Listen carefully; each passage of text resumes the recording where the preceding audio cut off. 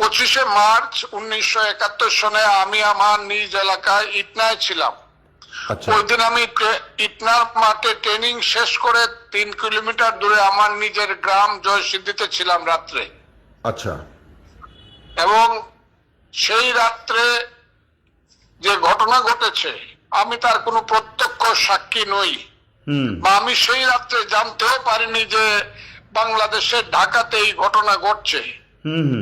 আমি পরদিন সকালবেলায় ঘুম থেকে উঠে 7:30টার সময় ইটনা থেকে একজন রাজনৈতিক কর্মী আমাকে এসে বলে যে আপনাকে দ্রুত ইটনা যেতে হবে, মার্শাল ল জারি হয়েছে এবং বঙ্গবন্ধু দেশের স্বাধীনতা ঘোষণা, বাংলাদেশের স্বাধীনতা ঘোষণা করেছে।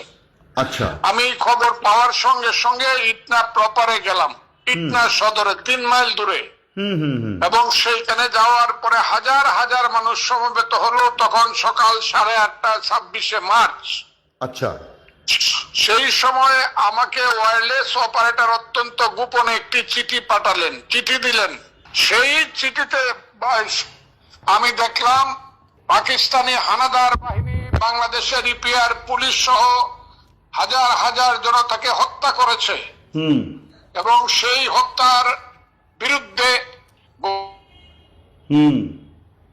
বসে ছাত্র জনতা সবাই মুক্তিকামী মানুষ। আজ থেকে বাংলাদেশ স্বাধীন।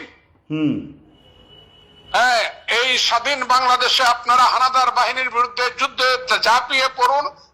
আরো 2-1টি কথা ছিল এবং তার নিচে লেখা শেখ মুজিবুর রহমান। আচ্ছা। আমি সেই চিঠি পেয়ে তারপরে মিছিল শুরু করলাম। আমরা তো আগে ট্রেনিং দিয়েছিলাম, অস্ত্র হাতে নিলাম, থানাকে আমরা অবরোধ করলাম, থানা থেকে সমস্ত অস্ত্র নিয়ে নিলাম এবং যত সিভিল গান ছিল মানুষের কাছে সবকিছু আমরা জড়ো করে আমরা প্রস্তুতি নিলাম। 27 তারিখ মিছিলের পরে বিকাল 3টার সময় যখন আমি একটা জায়গাতে গাছের নিচে গিয়ে বসেছিলাম, ইটনা দেওয়ান বাড়িতে একটা রেনকি গাছের নিচে, তখন একটা রেডিওতে আমার বন্ধু আমাকে শোনালো 27শে মার্চ মেজর জিয়া একটা ঘোষণা দিচ্ছেন, I major Zia do hereby declare the independence Bangladesh on behalf of our great national leader Bangabandhu Sheikh Mujibur Rahman. আচ্ছা। এ হলো প্রেক্ষাপটটা। এই প্রেক্ষাপট থেকেই আমরা যুদ্ধ শুরু করি, যুদ্ধের জন্য বঙ্গবন্ধু স্বাধীনতার ঘোষণা দিয়েছেন, কিন্তু এইটা নিয়ে বাংলাদেশে একটা বড় ধরনের মতবিরোধ আছে এবং আপনি যে দলে আছেন সেই দল কিন্তু বলে যে মুক্তিযুদ্ধের ঘোষক জিয়াউর রহমান, বঙ্গবন্ধু শেখ মুজিবুর রহমান নন। তো আমি এই ব্যাপারটায় আপনার একটুখানি ব্যাখ্যা চাইছি যে বিষয়টি তাহলে কি, মানে এই বিতর্কটা কতটা প্রাসঙ্গিক এবং কতটা কি, মানে এটা সূত্রপাত কিভাবে? আমি এই প্রশ্নের উত্তর এই কারণে দিতে চাচ্ছি না, আপনার কাছে মাপ চাচ্ছি। এটা দলের অন্য নেতারা যারা আছেন তাদেরকে জিজ্ঞাসা করুন। আচ্ছা। আমি মুক্তিযোদ্ধা হিসাবে এবং আমি মুক্তিযুদ্ধের সঙ্গে যুক্ত ছিলাম প্রথম দিন থেকে, বা 1.5 বছর আগে থেকে। এই ফজলুর রহমান হিসাবে কথা বলছি আমি। কথাটা কি বুঝছেন আপনি? হ্যাঁ হ্যাঁ, বুঝতে পেরেছি আপনার কথা। আজকে আমি বিএনপি নেতা, বিএনপির এমপি, কিন্তু আমি যখন মুক্তিযুদ্ধ করি তখন আমি মুক্তিযোদ্ধা হিসাবে, তখন ছাত্র নেতা হিসাবে যুদ্ধ করছি। সেটা প্রেক্ষাপট সত্য, আমার জীবনের সত্য। আজকেরটা আমি বিএনপি করি, এটাও সত্য। আমি যা জানি তা বললাম। তার মানে আপনি একটা সত্যকে আরেকটা সত্য দিয়ে রিপ্লেস করবেন না, সত্য সত্যই আপনার কাছে, সে আপনি যে দলেই থাকুন। জি, আমার কাছে এটা আমি সবসময় এটা আমি বলবো এবং বলছি, বারবার বলছি এই কথাটা। হ্যাঁ, কিন্তু হ্যাঁ বলুন বলুন বলেন। এটা আমি কোথাও কোনোদিন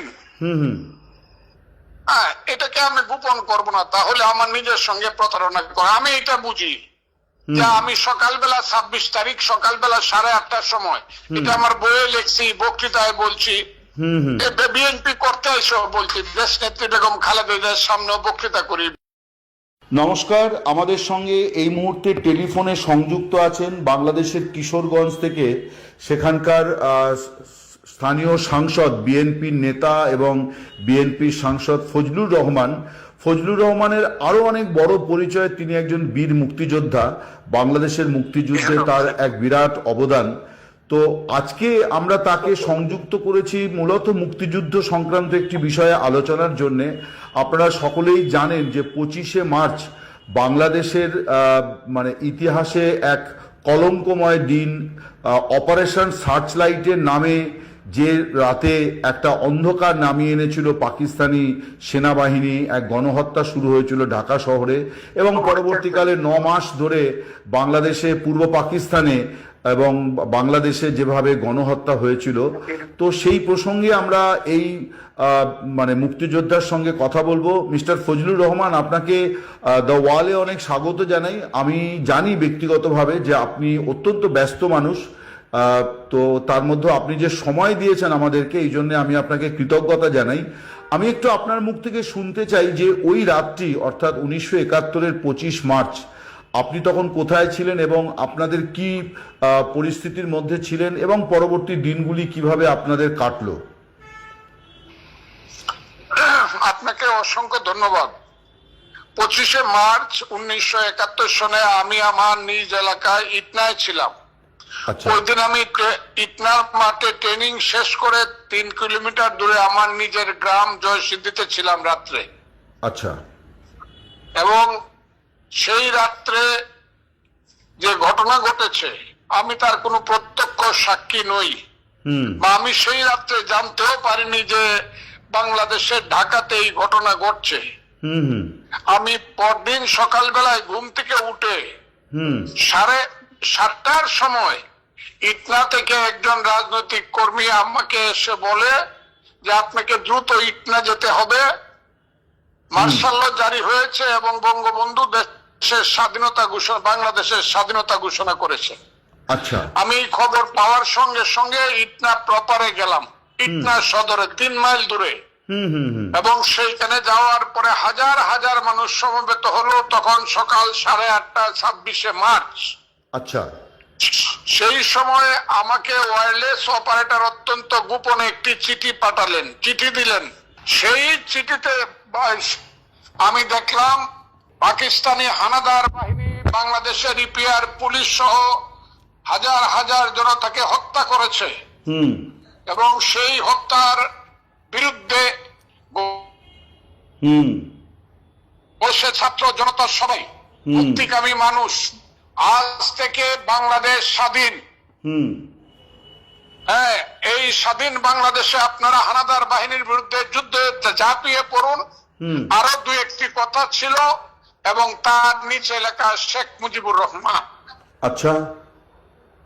আমি সেই চিঠি পেয়ে তারপরে মিছিল শুরু করলাম। আমরা তো আগে ট্রেনিং দিয়েছিলাম, অস্ত্র হাতে নিলাম, থানাকে আমরা অবরোধ করলাম, থানা থেকে সমস্ত অস্ত্র নিয়ে নিলাম এবং যত সিভিল গান ছিল মানুষের কাছে সবকিছু আমরা জড়ো করে আমরা প্রস্তুতি নিলাম। 27 তারিখ মিছিলের পরে বিকাল 3টার সময় যখন আমি একটা জায়গাতে গাছের নিচে গিয়ে বসেছিলাম, ইটনা দেওয়ান বাড়িতে একটা রেনকি গাছের নিচে, তখন একটা রেডিওতে আমার বন্ধু আমাকে শোনালো 27শে মার্চ মেজর জিয়া একটা ঘোষণা দিচ্ছেন, I major Zia do hereby declare the independence Bangladesh on behalf of our great national leader Bangabandhu Sheikh Mujibur Rahman. আচ্ছা। এ হলো প্রেক্ষাপটটা। এই প্রেক্ষাপট থেকেই আমরা যুদ্ধ শুরু করি, যুদ্ধের জন্য প্রস্তুতি নিই এবং শেষ পর্যন্ত আমরা ভারতে যাই। এবং সেই ভারতে যাওয়ার সময়টা হলো মার্চ মাসের 26-এর পরে এপ্রিল মাসের 23 তারিখ। আচ্ছা। আমরা ভারতের দিকে রওনা হই এবং পরবর্তী সময়ে ভারতে গিয়ে ট্রেনিং নিয়ে যুদ্ধ শুরু করি। এ হলো প্রেক্ষাপট। এই যে আপনি একটুখানি বলছিলেন যে ইটনাতে আপনি ট্রেনিং শেষ করে বাড়ি ফিরেছিলেন, তো তার মানে বঙ্গবন্ধু যে আনুষ্ঠানিক ঘোষণা দিলেন যুদ্ধের, তার আগে থেকেই আপনারা যুদ্ধ করবেন বলে বাঙালি প্রস্তুতি শুরু করে দিয়েছিল, বাঙালি তরুণেরা। আমি 1969 সনের 14 নভেম্বর সিরাজুল আলম খানের কাছে অনামিকার রক্ত কেটে মুক্তিযুদ্ধের শপথ করেছিলাম। আমি বিএলএফ এর মেম্বার ছিলাম। মুক্তিযুদ্ধে 1.5 বছর আগে থেকেই। আচ্ছা, আমার কথাটা কি আপনি বুঝতে পারছেন? হ্যাঁ হ্যাঁ হ্যাঁ, আমি বুঝতে পেরেছি আপনার কথা। তার মানে আমি বঙ্গবন্ধুর ঘোষণার আগে থেকেই আপনারা প্রস্তুতি নিয়েছিলেন এবং আপনারা জানতেন যে এরকম একটা ঘোষণা আজ হোক কাল হোক আসবে এবং আপনাদেরকে পাকিস্তানি বাহিনীর বিরুদ্ধে যুদ্ধ করতে হবে। হ্যাঁ, বেশ, জি, আমরা প্রস্তুত ছিলাম। আচ্ছা, আমি 7ই মার্চের বক্তৃতা রেসকোর্স ময়দানে বসে শুনেই আমি হলে গেলাম, ইকবাল হলে। আচ্ছা, তখনকার 4 ছাত্র নেতার মধ্যে একজনের নাম ছিল শাহজাহান সিরাজ। আমি তার রুমমেট ছিলাম। উনি আচ্ছা। ছাত্রলীগের জেনারেল সেক্রেটারি ছিলেন কেন্দ্রের। আচ্ছা। উনি বললেন ঢাকায় থাকার দরকার নাই। উনি আমাকে 7টা পতাকা দিলেন, বলেন গোপনে এগুলা নিয়ে কিশোরগঞ্জ যাও। সেই পতাকা নিয়ে পরের দিন সকালে এসে 10ই মার্চে কিশোরগঞ্জে পাকিস্তানের পতাকা পুড়িয়ে বাংলাদেশের পতাকা তুলে। 10ই মার্চ, এটা 26শে মার্চ না। আচ্ছা, কাজে আমরা যুদ্ধের জন্য প্রস্তুত ছিলাম আগে থেকে। বুঝতে পেরেছি। আপনি একটা কথা বললেন যে আপনার কাছে ওয়্যারলেস মেসেজে যে চিঠিটি এলো এবং আপনি যেটা শুনতে পারলেন তার আগেই যে বঙ্গবন্ধু স্বাধীনতার ঘোষণা দিয়েছেন, কিন্তু এইটা নিয়ে বাংলাদেশে একটা বড় ধরনের মতবিরোধ আছে এবং আপনি যে দলে আছেন সেই দল কিন্তু বলে যে মুক্তিযুদ্ধের ঘোষক জিয়াউর রহমান, বঙ্গবন্ধু শেখ মুজিবুর রহমান নন। তো আমি এই ব্যাপারটায় আপনার একটুখানি ব্যাখ্যা চাইছি যে বিষয়টি তাহলে কি, মানে এই বিতর্কটা কতটা প্রাসঙ্গিক এবং কতটা কি, মানে এটা সূত্রপাত কিভাবে? আমি এই প্রশ্নের উত্তর এই কারণে দিতে চাচ্ছি না, আপনার কাছে মাপ চাচ্ছি। এটা দলের অন্য নেতারা যারা আছেন তাদেরকে জিজ্ঞাসা করুন। আচ্ছা, আমি মুক্তিযোদ্ধা হিসাবে এবং আমি মুক্তিযুদ্ধের সঙ্গে যুক্ত ছিলাম প্রথম দিন থেকে বা 1.5 বছর আগে থেকে। এই ফজলুর রহমান হিসাবে কথা বলছি আমি। কথাটা কি বুঝছেন আপনি? হ্যাঁ হ্যাঁ, বুঝতে পেরেছি আপনার কথা।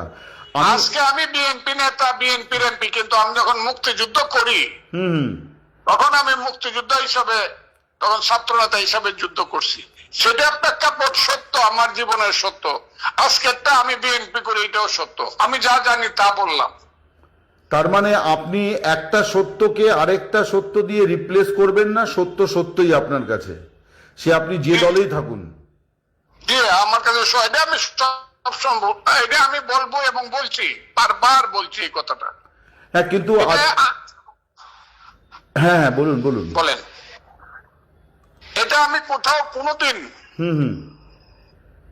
এটাকে আমি গোপন করব না, তাহলে আমার নিজের সঙ্গে প্রতারণা করে। আমি এটা বুঝি যে আমি সকালবেলা 26 তারিখ সকালবেলা 8:30টার সময়, এটা আমার বইয়ে লিখছি, বক্তৃতায় বলছি, বিএনপি করতে এসে বলছি, দেশ নেত্রী বেগম খালেদা জিয়ার সামনে বক্তৃতা করি বলছি যে আমি 8 তারিখে সকালবেলা চিঠি পাইছি একটা।